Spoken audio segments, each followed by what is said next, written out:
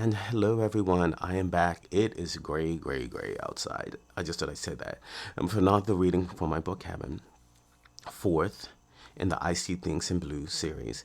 And this one is titled Futile, which is very similar to Untitled. This theme is going to run pretty, the theme about loss and love, I guess. It's going to run pretty heavy because they're very Dario themes. And I also feel like Cameron, being the only outsider in the first four books, kind of sees Dario this way. But he doesn't have the deep, invested years of friendship like Gavin and Raylan do, to really know, understand what to do with it. And then he doesn't become friends with him until the end of the book.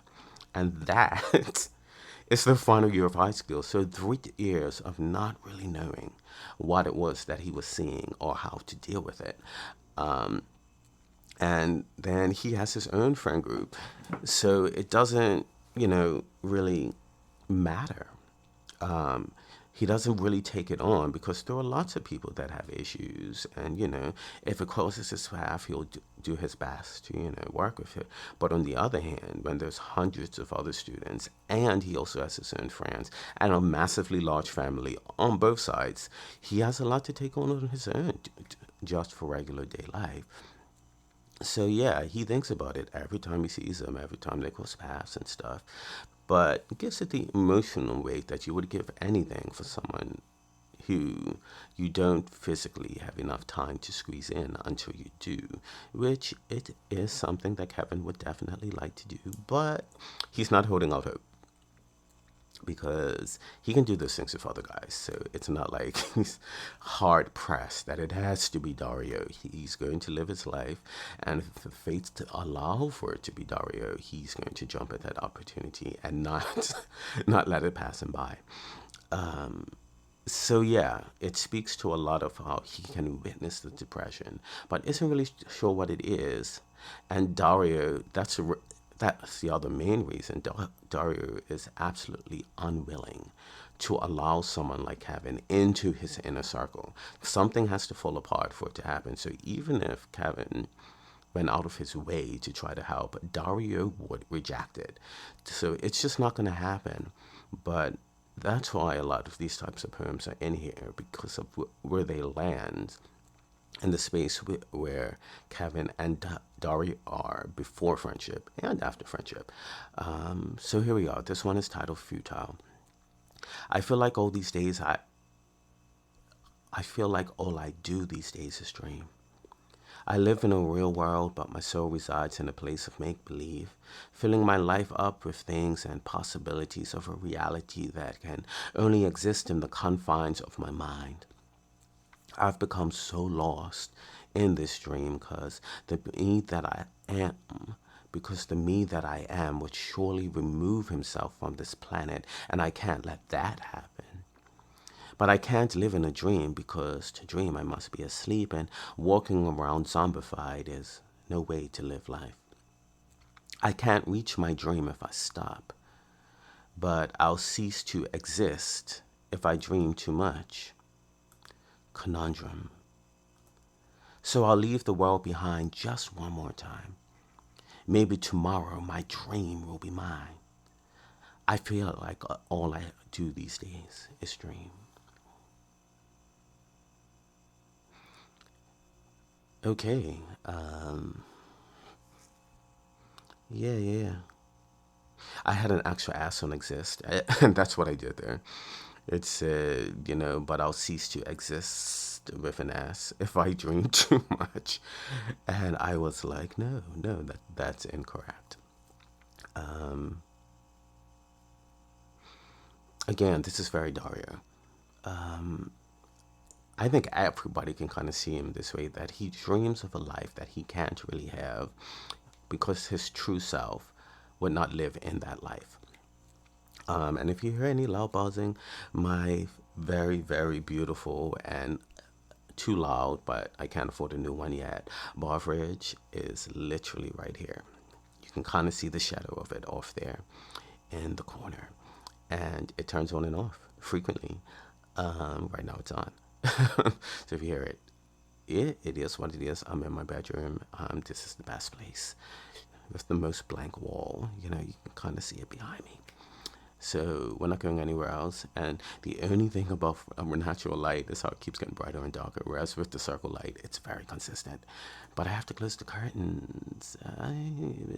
Yeah, tough choices. So yeah, this is a very Dario thing. That he dreams of a life that he can't get because the person that he is won't live the life that he's trying to dream up. He doesn't. The only one thing that he dreams every now and then when he fully lets go is, why can't they just love me?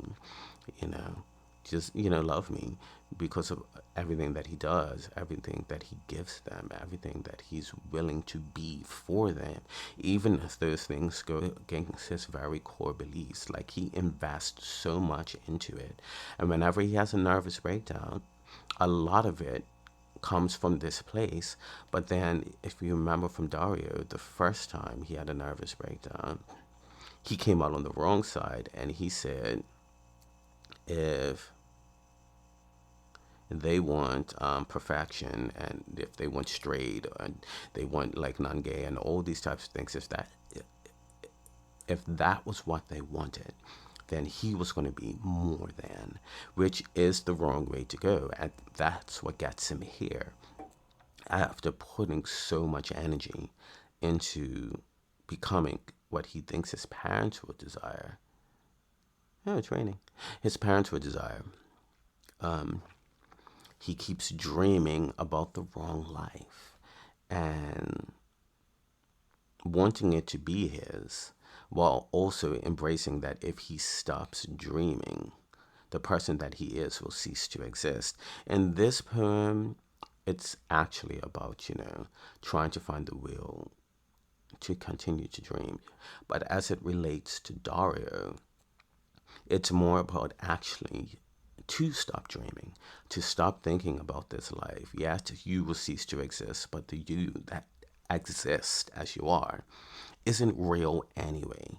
So even though the poem itself isn't actually about that, when you read it from the eyes of Dario and when you read it from the eyes of Kevin and the people who somehow understand who he actually is, he does need to give up the dream and embrace who he actually is. And then the dream of acceptance, that half of the dream, and all of the love and the other things that he actually wants, those parts will either come eventually, or he'll realize that he doesn't need them from the people he's expecting it from, because other people will embrace him and freely give it no matter what he brings. Because of the you he brings to the table, they're not going to judge it. You have to change that. No matter what he brings, didn't feel right. It's more the you that he is okay enough for them, and they will embrace that. How, he brings it to the table and help him to grow from that. And so that's why this poem is here. And I just like it for that idea on the good side. I feel like all I do is dream because it's relatable, because I've written a solid 15 books. I'm not trying to quit my day job. It would be nice. That is the big dream goal. But ultimately, I'm just talking side hustle. So I could take myself out to dinner when I feel like it. I can afford that vacation here and there. I don't need to make enough to quit my job, but enough that I have something left over to live life for today, like the other poems are. So it's very relatable when you do things and you wonder if they're ever going to pay off. And so that's where this one comes to, as it relates to me. That's like three different ideas of this poem so far. Is that sometimes you don't know, is the dream worth it, and what do you get from the dream, even if it's never going to pay off. And what I get is a big chunk of psychological benefits, because it is an escape to a certain place, and it allows me to put my ideas in poetic form with the poems, with the books. It allows me to hopefully create something that other people can relate to and be like, you know what, I need this type of story in my life right now, because it fits. So taking my, thinking about living life for today and reaching it into tomorrow with the consequences of the words that I create. Because, I don't know, it seems very kind of like nuclear to just be here writing all of this stuff. And I don't necessarily write them for other people, but I write them under the impression that if someone else reads it, I want them to get it and relate to it and all of that. So that's my attachment to it versus Dario's attachment to it, which is completely different. And what the poem actually sounds like, it reads like someone's just a dreamer. It might, like,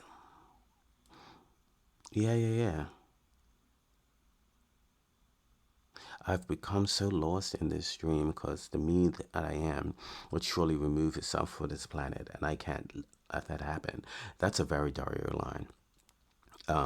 He firmly believed that if he becomes himself, for real, that there's nowhere else to go from that, because his entire dream revolves around pleasing his parents. So yeah, yeah, there's a lot. I mean, the longer I read it, and that's a big part. I think I've said it before, where I try to write things so simplistically, because when things are easy to understand the first time, this is definitely a me thing.